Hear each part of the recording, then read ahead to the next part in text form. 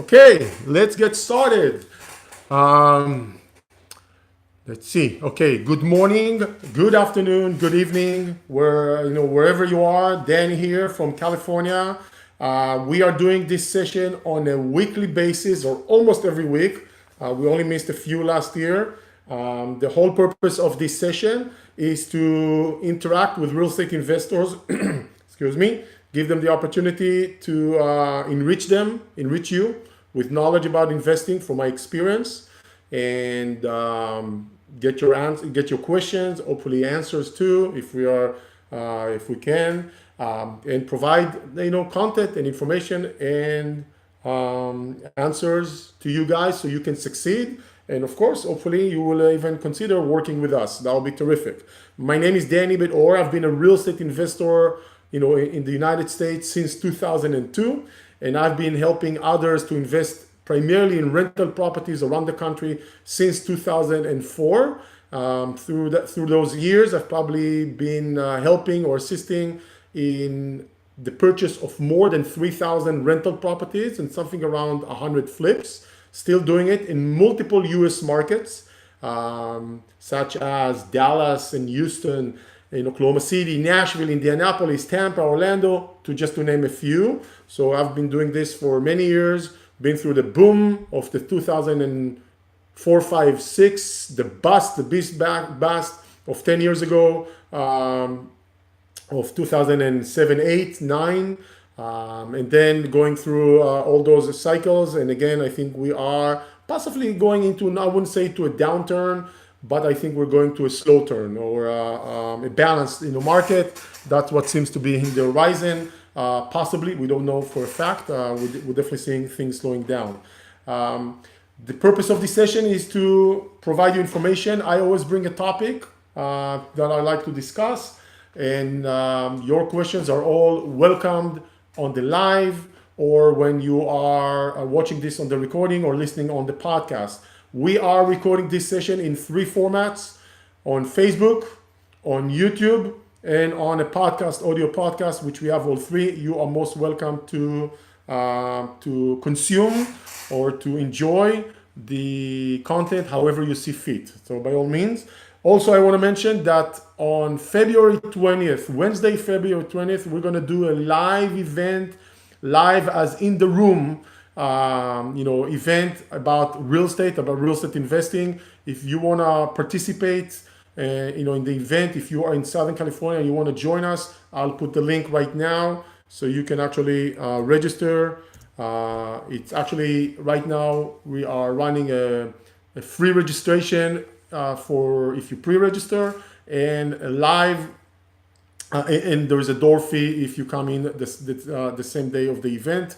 If you want to register and you're listening on the audio, on the podcast, the page to register is simplydoit.net/OC Feb 2019. Simplydoit.net/OC Feb as in February 2019.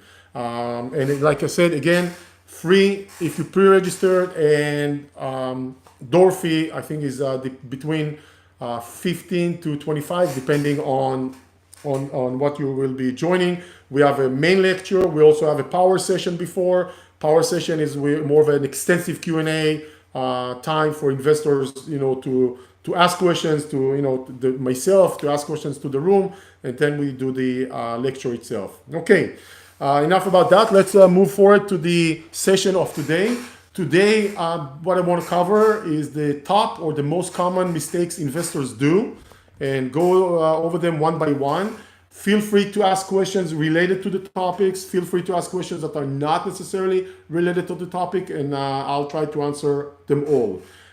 So let's go. I have 1, 2, 3, 4, 5, 6, 7 short mistakes I think investors make, and they're not mistakes you are usually doing by miscalculating. They're more of a mistake of approaching real estate investing.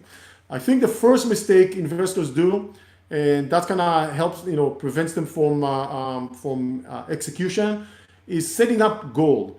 Now, I don't mean extensive goal. like I want to be, free and clear, generating, $20,000 in 5 years. Yes, that's a goal, but that's sometimes a more complex or more hard to achieve kind of a goal. For me, I want to call it a simple goal. A simple goal is buy my next rental or my first rental property within the next 3 months. That's it. Within the next 3 months, buy and close on my first rental. That's very clear, very simple, very easy to achieve, as a goal, and it's not comprehensive. Big goals, hard to achieve. Smaller goals, more achievable. Try to, easier to achieve, especially if you are the one, who's stuck. Something is holding you back. Set that one goal. If you need something more simpler than that and you're still not there, how about set up a call with me to talk about your investment needs within the next week, right? Very simple, right? Maybe some of us need simple goals, in order to achieve. I would like you to see for yourself something more like buy my first or buy my next rental within, X number of months or so. I think that's something very, it's achievable. It's something that more substantial goal than setting up my next, meeting. But if you feel that's not, that's too much for you, lower the threshold, set up, set up a simpler goal. By the way, a side note, if you like what I'm saying, if you, specifically or generally, I would appreciate likes. I would appreciate your comments, your question. That is the feedback that I'm getting from you. Otherwise, I feel a little bit, I wouldn't say in the dark, but one-sided. So your, responsiveness helps me, and also it helps share with others that we're having this session. So number one was the simple goal. Number two,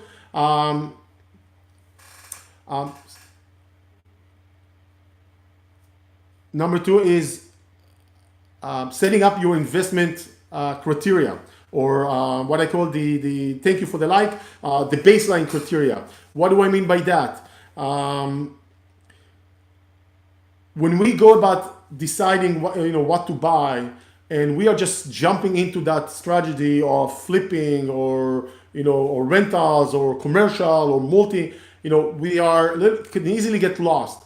If you set up, few criteria such as the year, the oldest year, it's more like filters online, like how many bedrooms, how many bathrooms, what kind of school I'm looking for, what kind of budget, the total transaction fee, what kind of rent I'm looking for, percentage, number, what kind of a house I'm looking for in terms of age, in terms of locations, garages, square footage of the lot,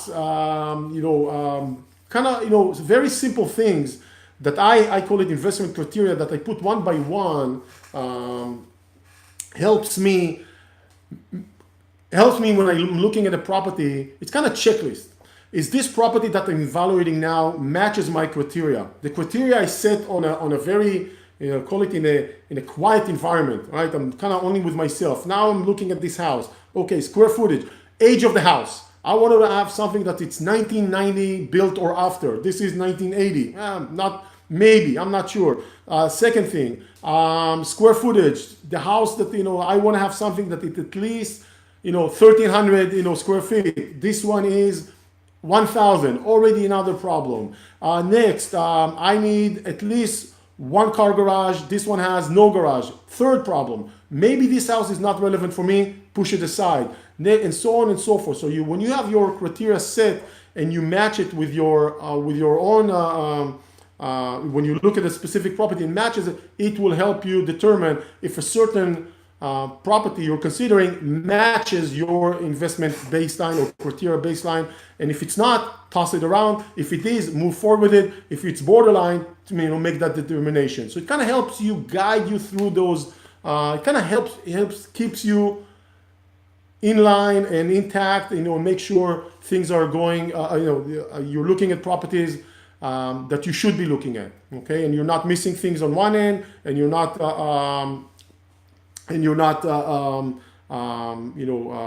wasting time on something that is irrelevant. So the second thing that I talked about is setting your investment criteria.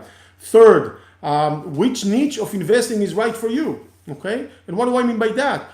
If you are someone who's very cautious and don't like risk, you probably want to stay away from flipping. You probably want to stay away from speculative type of investment. If you are someone who's very passive in your personality and don't want to deal with, with tenants and property manager, etc., you probably want to invest in something that is more passive, maybe a syndication, maybe a REIT or something like that.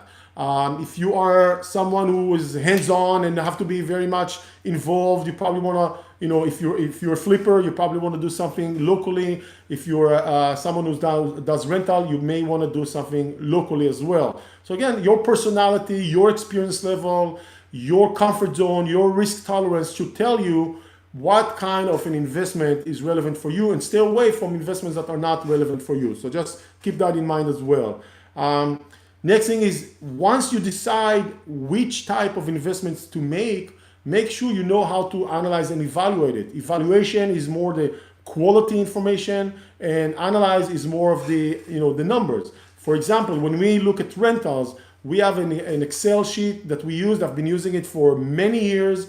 All our teams, around the market and around the metros, all our realtors that we work with, all the investors we work with on the rentals, everybody is using this Excel sheet, which is not just an Excel sheet or an analysis Excel sheet. We call it the, I nickname is like a business plan for the property, because it actually takes the numbers that we know, the few assumptions that we make, and it kind of stretches everything over 30 years and does periodic averages to give us the returns in cash flow and ROI and percentages. So we know how to look at at each property, and if the numbers do not work, we may not move forward with that. If the numbers do work, we'll definitely consider it. So know how to analyze and evaluate. Make sure you know well how to do that, because that obviously will help you make better decisions. So knowing how to analyze and evaluate.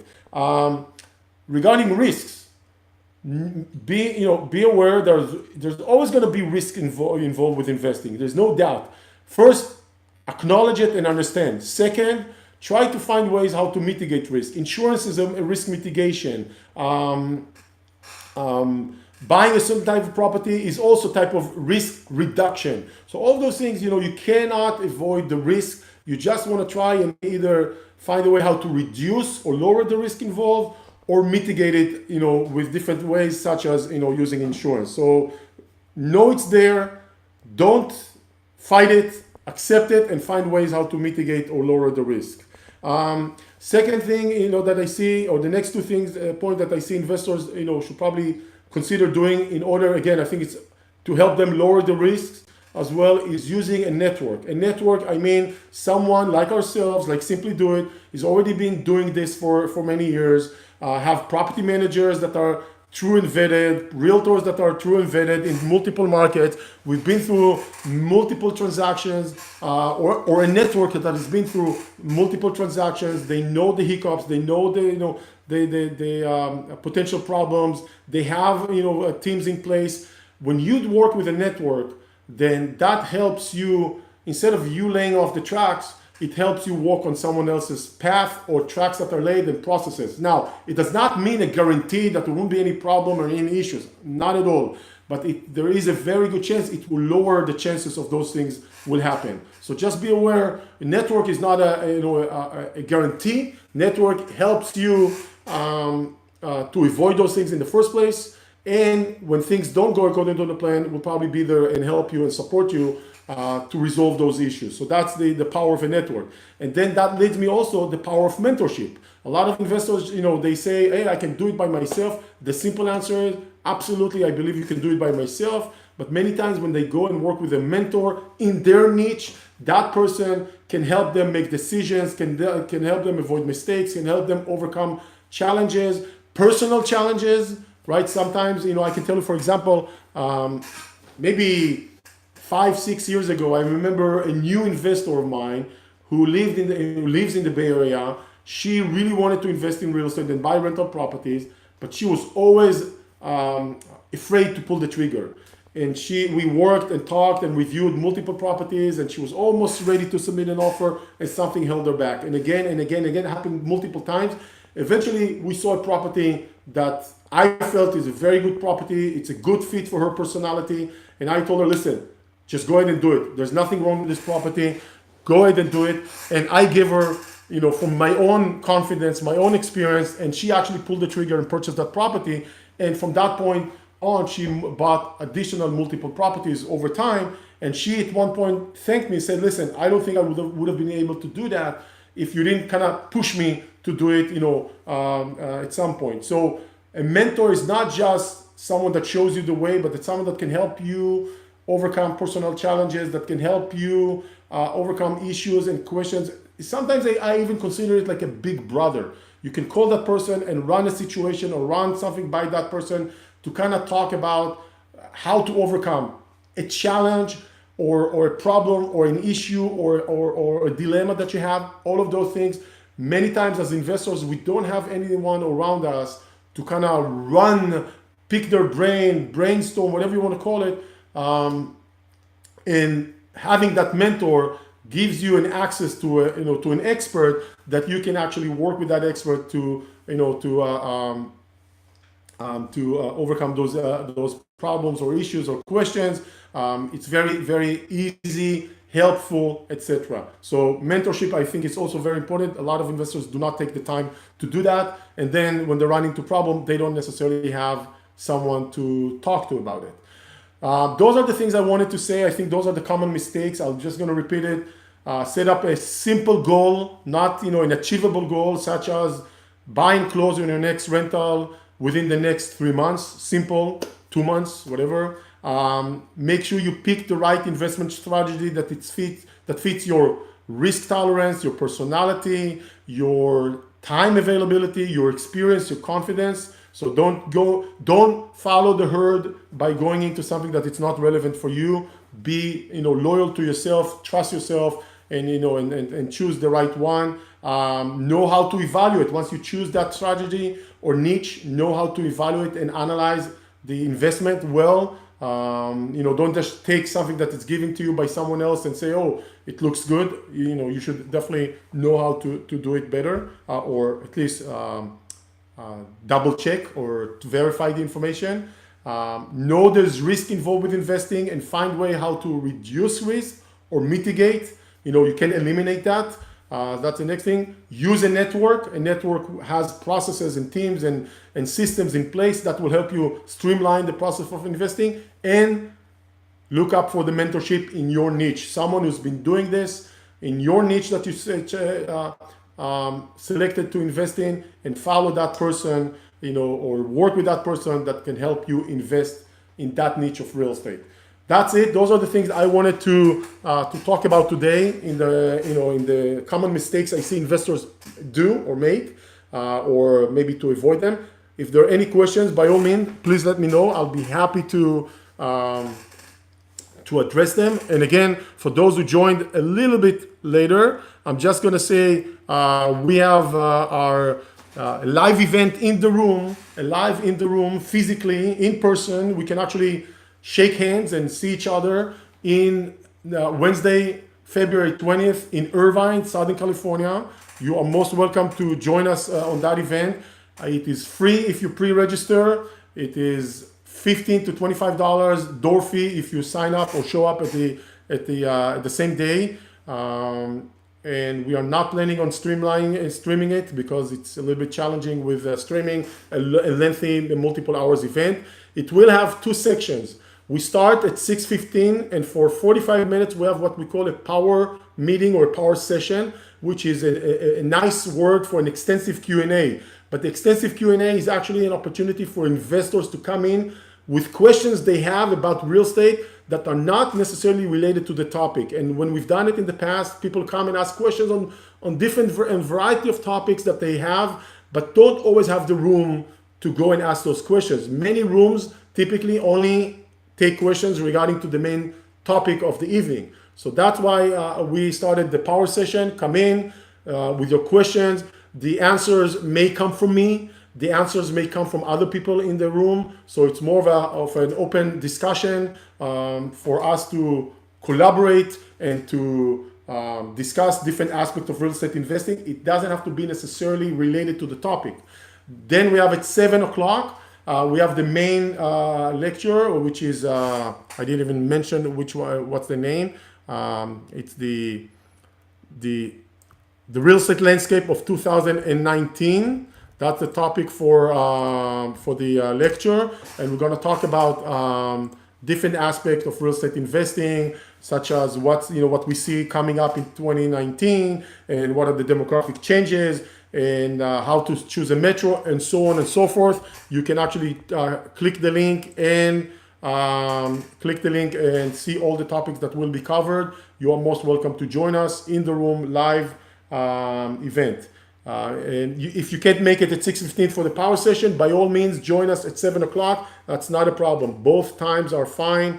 For us, we call the power session just a bonus session for investors to come and have an opportunity to collaborate, discuss, ask questions.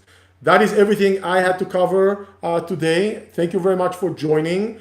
I don't see any questions at the moment. If you have questions coming up later, by all means, get in touch with us. You can send it by email, on Facebook, through the website, however you see, whatever fits you. And if you want to have a conversation with us about investing, let us know. We'll be happy to take the time, talk to you, explore what your needs are. If we can even help you, maybe we can, maybe we can't, and take it from there. Thank you very much, everyone. I want to appreciate you taking the time on a Friday to join us. We do it on a weekly basis at 11 a.m. Pacific time, California time.